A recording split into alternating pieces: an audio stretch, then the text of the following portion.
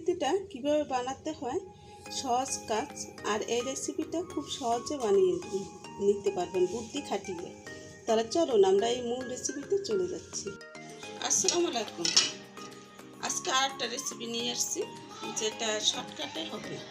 তাই রেসিপিটা আপনারা নিজেরাই বুঝতে পারেন দেখলে। তাই এখানে নিয়ে নিচ্ছি গাজর, আর এটা হলো আপনার বিলাতি ধনিয়া পাতা আর কাঁচামরিচ। তা আমি শর্টকাটে এই রেসিপিটা করতেছি এখন। আর দিয়ে দিচ্ছি একটা ডিম,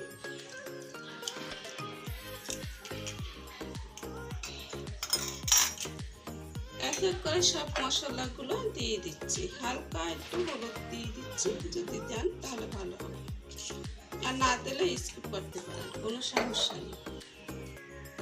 দিয়ে দিচ্ছি 3 পেঁয়াজ, এখানে 1 টেবিল চার চামচ দিয়ে আর আধা টেবিল চার চামচ দিয়ে দিলাম। দিয়ে দেব একটু সামান্য একটু হালকা মরিচের গুঁড়া,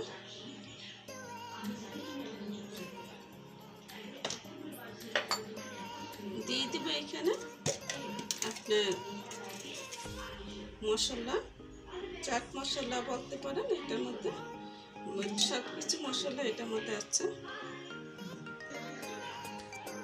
দিয়ে দিচ্ছি লবণ, স্বাদ অনুসারে লবণটা দিয়ে দিলাম। কতটুকু লবণ লাগবে সেই বুঝে দিয়ে দিব। লবণটা দিয়ে দিচ্ছি, এখানে দিয়ে দিচ্ছি একটু, দিয়ে দিচ্ছি হিংটা একটু সামান্য একটু দিয়ে দিলাম। হিংটা বেশি না দিলেও হবে, দিতে চাইলে দিবেন, না দিতে চাইলে স্কিপ করতে পারেন। দেখেন আমি কিন্তু একেবারে কম দিয়েছি, তাই এখানে আরেকটু আমি দিয়ে দিচ্ছি হাফ চামচের কম আমি হিং দিয়ে দিলাম। এখন এগুলো সব ফেটে নিচ্ছি। এটা আপনি চামচ দিয়ে করতে পারেন বা হুঁচের দিয়ে করতে পারেন।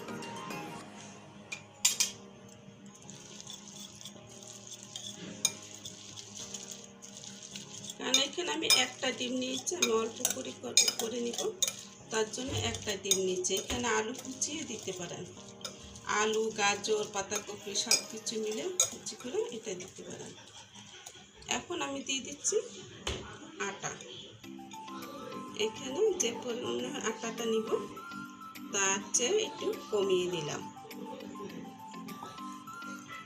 এখন আস্তে আস্তে করে আমি এটাকে একটু পানি দিয়ে এটা ডো বানাবো।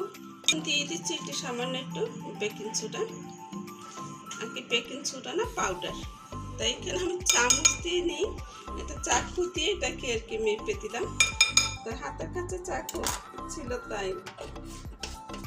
এখন দিয়ে দিচ্ছি আপনার দানাদার ঘি।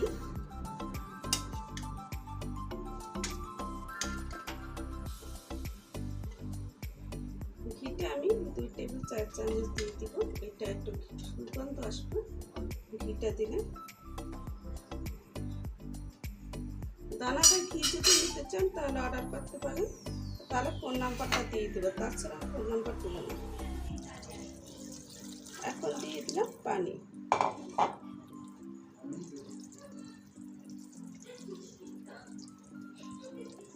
এটা যদি রেস্টে রাখতে চান তাহলে রেস্টে রাখতে পারেন।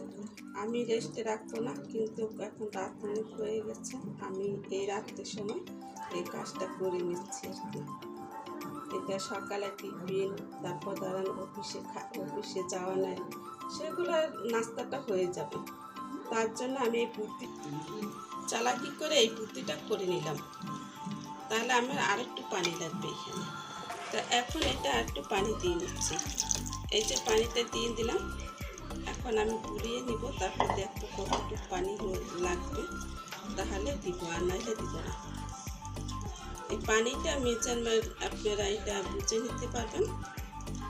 আপনার 1-3 কাপে এটা পানিটা মেপে দিলে এটা বুঝতে পারবেন। তাহলে এভাবে করে আমি এটাকে গুলিয়ে নিলাম। এখন একটা চামচের সাহায্যে আমি এটাকে দেখে নেব। গুলিয়ে নিতে হবে, নাহলে কিন্তু দলা পেতে যাবে। ভিতরে যদি লাঞ্চ থাকে তাহলে কিন্তু দলা বেঁধে যাবে। আর এই পাতাগুলো এখানে লেগে আছে, তাই আমি হাত দিয়ে একটু ছড়িয়ে দিচ্ছি।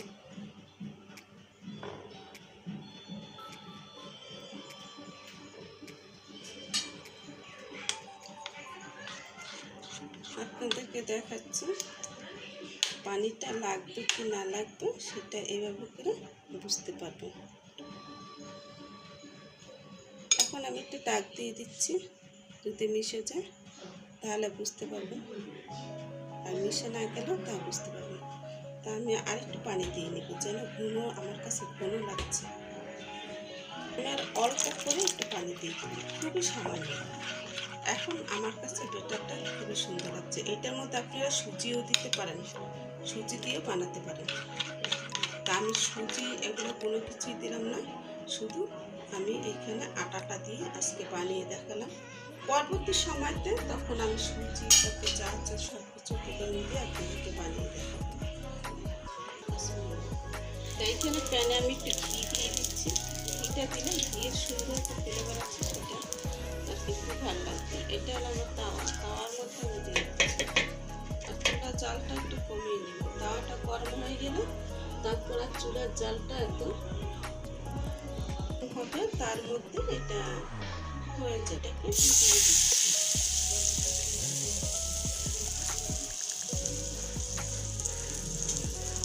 এখন আমি এটা দিয়ে সুন্দর করে একটু গোল শেপ করে দিয়ে দিচ্ছি, কারণ গোল শেপটা এটা দিয়ে সুন্দর হয়। আর চামচ দিয়ে আপনারা এটাকে করে নিতে পারবেন।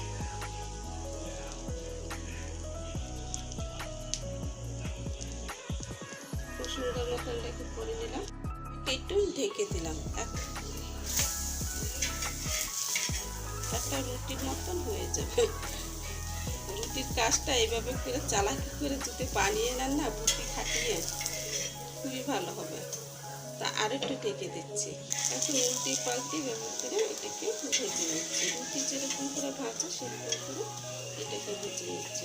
আর ঘির কোনো প্রয়োজন হবে না, যথেষ্ট পরিমাণে ঘি দেওয়া হচ্ছে। আর এটা কিন্তু পুরা শুরু করছে, দেখুন।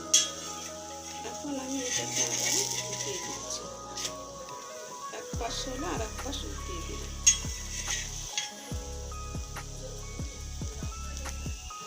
এটাকে ভেজে নেব।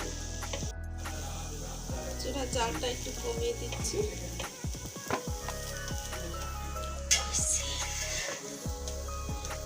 এই পিঠটা সুন্দর করে ভেজে নিচ্ছি, কাঁচা কাঁচা থেকে যাবে না। আমি এখন উঠিয়ে নিচ্ছি।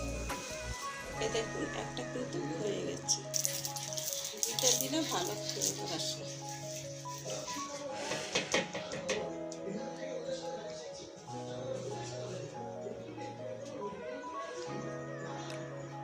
এখন আবারও এটা দিয়ে দিচ্ছি।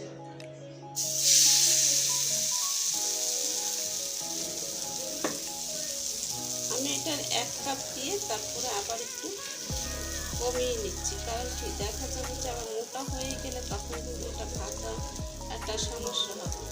তাই একটু কমিয়ে নিব, যতটুকু থাকবে সেগুলো কাছিয়ে এখান থেকে নিয়ে নিব। তাহলে খুব সুন্দর মতো এটা হয়ে যাবে, একটা পরোটার মতো হয়ে যাবে। নিচ্ছি এভাবে করে এক এক করে সবকটা আমি ভেজে দেব।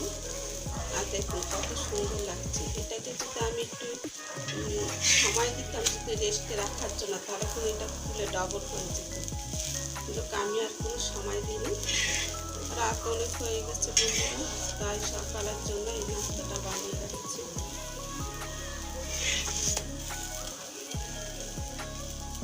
সকালে অফিসে নান, তারপরে স্কুলে টিফিনে এগুলো দিতে পারবেন। বাচ্চারা যখন স্কুলে যায় তখন একটা রুটি খাটিয়ে এই নাস্তাগুলো বানিয়ে দিতে পারবেন।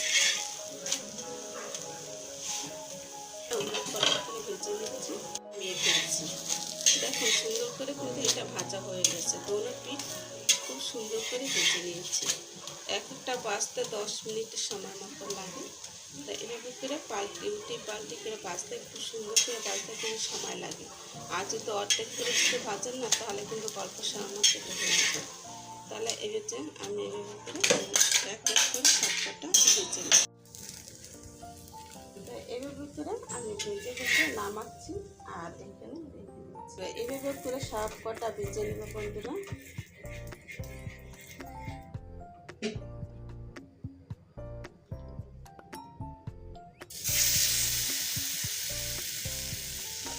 সব কিন্তু 1 মাসেই আমি নিচ্ছি।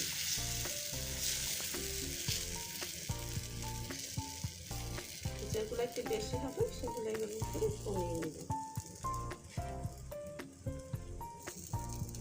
বাস, এখন এটাকে ঢেকে দিচ্ছি।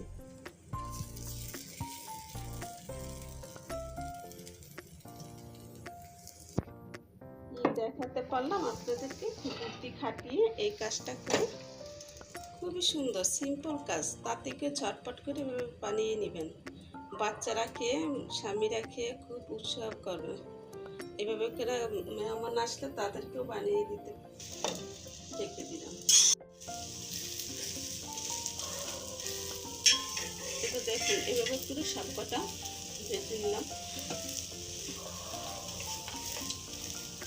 এটার সাথে কোনো মাছ বা মাংস বা ডিম কোনোটাই লাগবে না। এটা মেয়োনিজ বা সস দিয়ে খেলে পেট ভরে যাবে। এই পাশটা আর একটু ভেজে নিচ্ছি। বন্ধুরা, এক এক করে সবকটা ভেজে নিলাম। এখন আমার সকালের যে চিন্তাটা, এটা অনেক দূর মুক্ত হয়ে গেছে, আর চিন্তা নেই।